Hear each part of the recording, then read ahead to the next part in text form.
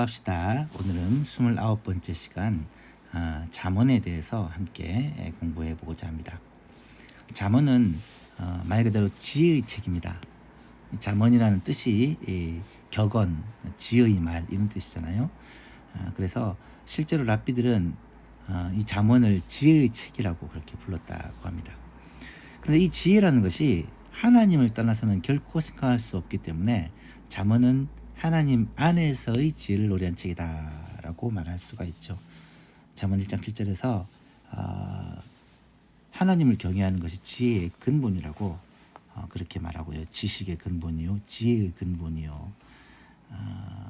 그렇게 이야기를 하고 있기 때문에 결국 하나님 안에서 지혜를 말한다라고 설명할 수가 있겠습니다. 저자는 솔로몬입니다. 3번에 걸쳐서 솔로몬이 자기가 지었다고 말하고 있고요.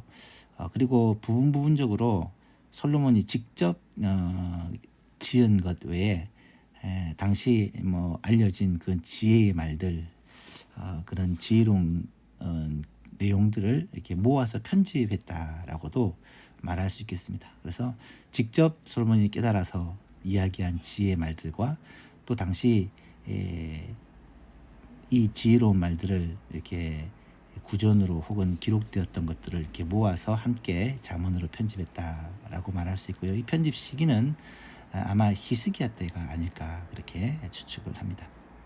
기록 목적은 자녀들에게, 솔로몬이 자신의 자녀들 그리고 이스라엘 백성들에게 지혜와 훈계를 주기 위해서 기록했다라고 말할 수 있습니다. 잠언은 말 그대로 주제가 지혜입니다. 내용을 보시면 서론은 1장 1절에서 7절 사이에서 지혜가 무엇이냐, 아까서 말씀드렸죠, 그죠? 지혜라는 것이 어떤 것이냐에 대해서 간단하게 설명을 하고 있고, 그리고 1장 8절부터 9장 사이에서는 이 지혜가 주는 유익에 대해서 좀 설명을 하고 있습니다. 이 내용들을 좀 방대하게 나중에 좀 자세하게 살펴볼 거고요. 그리고 10장부터 31장 9절까지는 구체적인 잠언들입니다. 지혜의 말들이에요. 격언이라든지 우리 삶에 진짜 필요한 지혜들을 기록해 놓은 글들입니다. 나중에 좀 이 내용도 구체적으로 살펴볼 거고요. 결론적인 비유로 이제 결론을 갖다가 어떤 비유로 끝내는데, 현숙한 여인이 누구냐라고 말하면서 현숙한 여인에 대한 비유로 이 지혜의 글을 마무리하는 것을 보게 됩니다. 솔로몬 시대에 주로 지었는데, 솔로몬이 이제 그 930년대가 이제 솔로몬이 통치하던 시대잖아요. 970년 30년 사이가 이제 40년 동안 솔로몬이 통치한 시대인데, 직접 짓기도 하고 또 여러 가지 그 지혜의 말들을 수집하기도 해서 솔로몬이 기록한 것을 아마 솔로몬이 죽고 나서 솔로몬 잠언집으로 그렇게 사용했을 것입니다. 백성들을 교육한다거나 또 자녀들이 이것을 아버지의 지혜의 말로 이제 유지로 받들어서 그렇게 했겠죠. 그러다가 히스기야 시대에 잠언을 솔로몬의 잠언과 또 기타 잠언들을 좀 모아서 최종 편집을 하지 않았을까. 그래서 이때부터 이제 소위 말하는 구약 성경으로 그렇게 함께 읽혀지지 않았을까 그렇게 추측을 합니다. 잠언의 구절을 보시면 먼저 서문이 나타나고요. 그 다음에 서론적 교훈으로 이제 지혜의 유익에 대해서, 지혜와 항상 이 어리석음의 해악을 이렇게 두 개를 동시에 비교를 많이 합니다. 나중에 보시면 알겠지만, 그리고 구체적인 잠언들은 내용을 좀 6가지 정도로 분류를 하는데, 솔로몬의 잠언이 1, 2가 있고요. 그 다음에 지혜 있는 자의 잠언이 1, 2가 있고, 아이고 이건 조금 안 맞네. 이거는 이제 솔로몬이 지혜 있는 자들의 잠언을 좀 이렇게 모아서 정리한 것이라고 말할 수 있겠고요. 그 다음에 두 사람이 나오는데 아굴과 르우엘 왕의 잠언이 나타나고 있습니다. 이거는 이제 아굴이 아마 이방인인 것 같은데, 아굴이 쓴 잠언, 르우엘 왕의 어머니가 전해주는 잠언이 2장에 걸쳐서 나오고, 그다음에 결론으로 현숙한 여인에 대한 비유로 이 지혜를 설명합니다. 먼저 서론은 표제를 통해서 저자가 누구인지 솔로몬의 잠언이라고 선포를 하고 시작하고요. 그다음에 잠언을 쓰는 목적은 젊은이들이 우리 내 아들들이 백성들이 잠언을 통해 지혜를 얻게 하는 것이다. 그리고 여호와를 경외하는 것이 모든 지식의 근본이요 지혜의 근본이다. 결국은 하나님 경외하는 것이 이 지혜의 근본이라는 것을 선언함으로 이 잠언을 시작을 합니다. 잠언의 이 서론적 내용을 보시면 알겠지만 항상 지혜의 유익과 어리석음의 해악을 두 개를 비교를 합니다. 지혜 있는 자는 어떻게 하고 어리석은 자는 어떻게 한다. 이런 것이 계속해서 대비가 되어서 나타나는 것을 보게 됩니다. 이것도 좀 구조적으로 원래 이게 잠언과 같은 시문학은 운율이나 글자 수를 맞추는 경우가 참 많잖아요, 그죠? 그래서 구조적으로 참 의미 있게 짜여져 있다고 합니다. 이런 구조를 갖는 처음과 끝이 그 주제가 들어가 있고 가운데 이 내용들이 들어가 있는 수미상관식 구조로 또 이 절수가 이렇게 이 시에서의 연수죠. 이게 이제 맞춰진 그런 모습들을 보게 됩니다. 이게 잠언이나 시편이나 또 아가서 이런 것들은 시기 때문에 굉장히 운율 같은 것을 신경 써서 쓴 것을 보게 됩니다. 그다음에 구체적인 잠언들의 내용은 정말 내용이 많습니다. 굉장히 폭넓은 다양한 내용들입니다. 뭐 술에 대한 내용들이 잠언은 생각보다 많고요. 탐욕에 대한 내용, 교만에 대한 내용, 뭐 뇌물에 관한 내용도 많고요.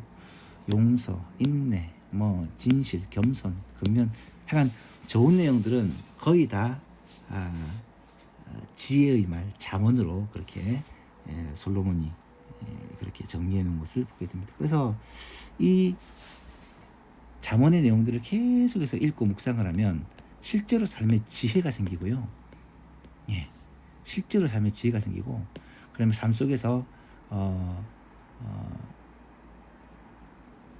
복된 삶, 이 복이라는 것이 이 땅에서 잘 된다는 복 있잖아요, 그죠? 이 땅에서 형통하고 잘 되는 비결이 사실 이 잠언의 말을 잘 이해하고 그것을 순종할 때 일어나게 된다. 그래서 하나님께서 우리에게 복 받는 비결, 우리의 삶 속에서 어떻게 해야 지혜롭고 복을 받을 수 있는지를 어쩌면 이런 잠언과 같은 하나님 안에서의 지혜지만 그럼에도 불구하고 실제로 삶에서의 지혜를 폭넓게 이야기하고 있는 것이 잠언이다라고 말할 수가 있겠습니다.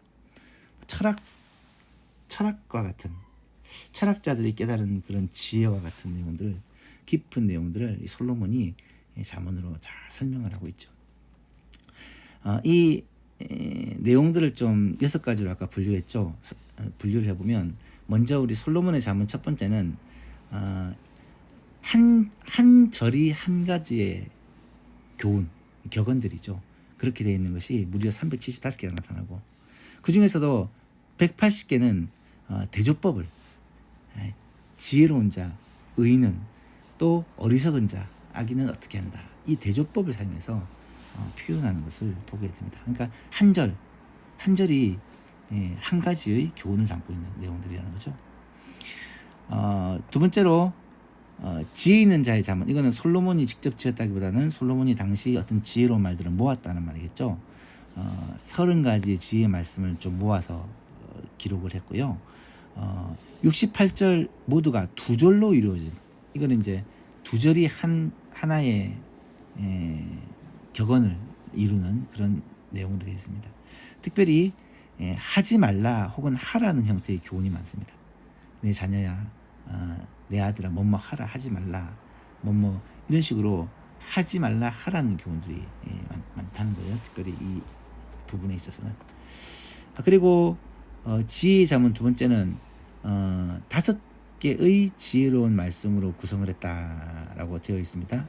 이 내용들은 조금 토막토막이 아니라 좀 이렇게 내용을 복합적으로 그렇게 설명한 그런 지혜에 대한 내용들이 많고요. 25장에서 29장을 보면 총 130절로 되어 있는데 이것은 아마 히스기야 시대에 편집을 했던 내용이 아닐까 추측을 합니다. 이것도 마찬가지로 한 절로 된 격언과 그다음에 많은 절로 된 격언이 좀 둘이 분류가 되어 있어요. 앞에는 한 절로 된 격언이 쭉 나타나다가 뒤에는 이제 여러 절로 된 격언, 한 가지 그 내용을 가지고 여러 절로 좀 길게 설명한 격언이라는 말이죠. 그다음에 이제 마지막은 이제 아굴의 잠언과 르의 왕의 잠언인데, 이 아굴의 잠언은 40절로 이루어진 긴 잠언이에요. 그리고 7개의 목록, 뭐 어떤 주제별로 좀 어떤 내용을 얘기한다라고 말할 수가 있어요. 뭐 예를 든다면 내가 간구하는 것이 있는데 나의 기도 제목은 너무 부하게도 하지 말고 너무 가난하게도 하지 말고, 이런 내용들이 다 아굴의 잠언에 나온 내용이죠. 뭐 바람직하지 않은 4가지 행동, 그다음에 뭐 만족할 줄 모르는 뭐가 있나니, 이런 식으로 또 뭐 땅에서 작고 가장 지혜로운 것들이 4가지가 있는, 이런 식으로 이게 설명을 하면서 몇 가지로 쭉 설명하는 내용이 나타납니다. 그것이 이제 7가지로 분류로 해서 아굴의 잠언이 기록되어 있고, 마지막 르엘 왕의 이 잠언은 르엘 왕의 어머니가 르엘 왕에게 남긴 유언과 같은 교훈이라고 말할 수가 있는데요. 이것도 뭐 공의로운 재판에 관한 내용들, 그다음에 여자에게 힘쓰지 말라는 것, 뭐 술로 지혜를 둔하게 만들지 말고 힘없는 자들을 보호자가 되라, 뭐 이런 내용의 주제로 어머니가 르엘 왕에게 훈계하는 내용이 나타납니다. 그리고 마지막 결론은 이게 이제 이합체 시, 아크로스틱 시로 되어 있습니다.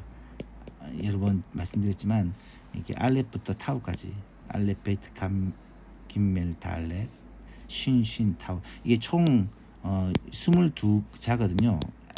히브리 알파벳 순서대로 한 절에 하나의 내용씩 해갖고 쭉 설명을 했어요. 이런 이 문학 형식이 성경에 생각보다 많습니다. 그렇죠? 그래서 뭐 시편 119편이라든지 뭐 예레미야 애가 같은 경우는 뭐 다 이 전체 5장이 다 이렇게 아크로스틱 시로 되어 있습니다. 이런 아크로스틱 시는 굉장히 정교하게 그렇게 짜여진 그런 시겠죠, 그죠? 한 절, 한 알파벳 하나를 시작해서 한 가지 내용에서 하면서 현숙한 여인으로 지혜를 묘사합니다. 그리고 결국은 지혜와 결혼하여 지혜가 주는 풍성한 삶을 누릴 것을 이야기한다라고 했는데, 현숙한 여인이라는 것은 그냥 한 아내를 뭐 설명한다고 할 수도 있지만, 조금 더 얘기해서 이제 그 지혜를 설명한다라고 말할 수가 있겠습니다. 지혜는 뭐 머리를 굴리는 것, 뭐 연약한 것, 이런 게 아니라 정말 최선을 다하고 성실하고 아주 단호하고 결단력 있고 능력 있고 뭐 이런 여인의 모습으로 이 지혜를 설명하는 것을 보게 됩니다. 결론입니다. 이 잠언은 쉽게 말해서 생활 속에서 어떻게 하나님을 경외하며 성공적으로 살 것인가, 이 성공적으로 살 것인가라는 말이 눈에 들어오죠, 그죠? 실제로 삶에 유익이 되는 그런 지혜와 성공의 비결을 이 잠언이 말한다고 하셨어요. 그래서 제 어릴 때 늘 하루에 한 장씩 잠언을 계속 읽어라. 31장이니까 한 달에 한 번 읽을 수 있잖아요. 그래서 쭉 읽으면 지혜를 얻게 된다. 지혜를 얻으면 공부도 잘하게 되고 돈도 많이 벌게 되고 형통하고 잘 되게 된다. 그런 얘기를 참 많이 들었습니다. 이건 성경에서 아마 그런 실제적인 삶에서 지혜는 이 잠언처럼 그렇게 자세히 기록한 책이 없지 않을까 싶습니다. 잠언에서 지혜를 잘 관찰하여 하나님이 의도하신 성공적인 삶을 살자. 지혜를 다한다고 생각하지 말고 겸손하게 배울 자세를 가지자. 그리고 예수님은, 지혜도 사실은 결국은 예수님을 표현한 것이거든요. 8장 같은 경우는 지혜를 의인화해서 설명하는데, 그 지혜에다가 예수님을 넣으면 거의 그대로 다 들어맞습니다. 그래서 이제 이 지혜가 곧 예수님이라는 것을 이제 설명하는 것입니다. 이번 주에 우리 잠언 말씀, 이렇게 잠언은 하루에 다 읽는 것보다는 조금씩 조금씩 꾸준히 읽는 게 좋아요. 그래서 시편이나 잠언이나 전도서 같은 이런 성경들은 매일 한 장 정도씩. 그래서 다른 성경을 읽다가 이제 한 장 정도는 시편, 잠언, 전도서를 돌아가면서 그렇게 읽으면 그게 우리의 이 영혼의 뭐랄까 우리를 순화시키고 깨끗하게 하고 우리를 우리의 마음을 정화시키는 그런 역할을 한다. 그래서 시편, 잠언, 전도서, 아가서 이런 말씀들은 우리가 좀 수시로 읽어볼 필요가 있는 그런 말씀들입니다. 특별히 잠언은 지혜의 교훈들이다라고 말할 수가 있겠습니다. 다음 시간에는 전도서 말씀을 살펴보도록 하겠습니다.